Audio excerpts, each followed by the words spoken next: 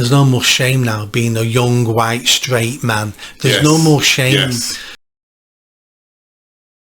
Are the adult men back in the room in America, effectively, is what I'm saying. So I think hopefully you'll understand what I'm saying. Yeah, I do. That. Yeah.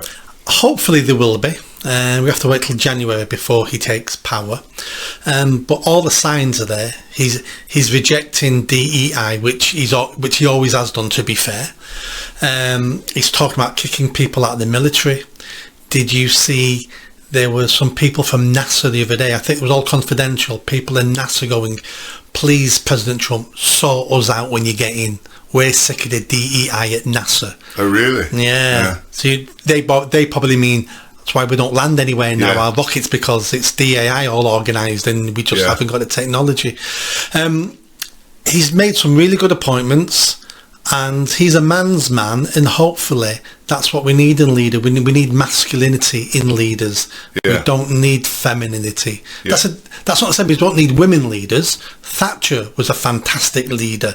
That's because she embraced some of the male traits or the masculine traits about no nonsense, being focused and not worrying about upsetting people. And Thatcher never worried about upsetting people, because that's what you have to do sometimes to get things done. You have to upset people. And we all know in life you can't be popular all the time, because there'll always be people who don't like you. There'll always be a post online saying you're laughing too much, and then you worry about that and go, well, I'm not going to laugh anymore then. So we just need to get the job done, and hopefully that's what he's going to do.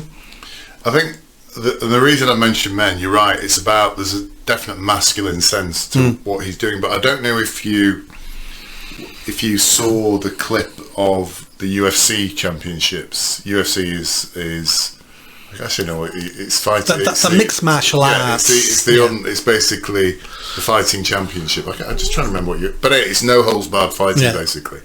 So it's owned and run by a guy called Dana White, who's a former UFC fighter himself. And when Trump did his acceptance speech to basically say we've won, he put Dana White up on the stage, and Dana White didn't know what was going on. He was sort of saying, oh, I'm really pleased or whatever.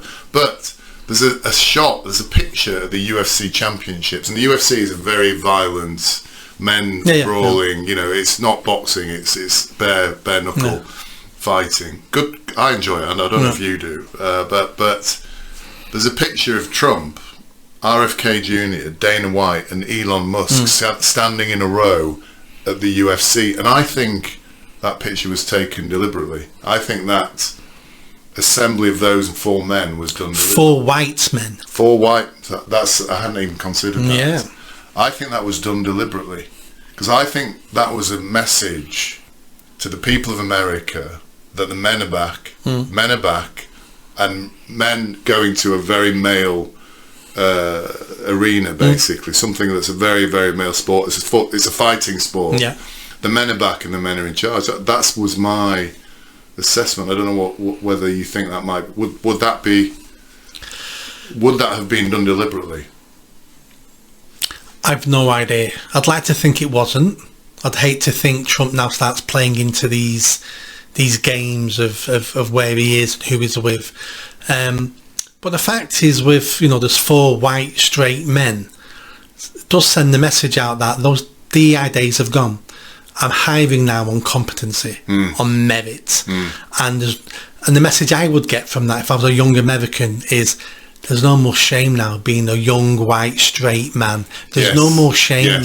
Where a couple of years ago those four men would have been picked as in, right, one has to be gay, one has to be black, and one of them probably has to be a woman. She can keep a penis, but she has to be a woman.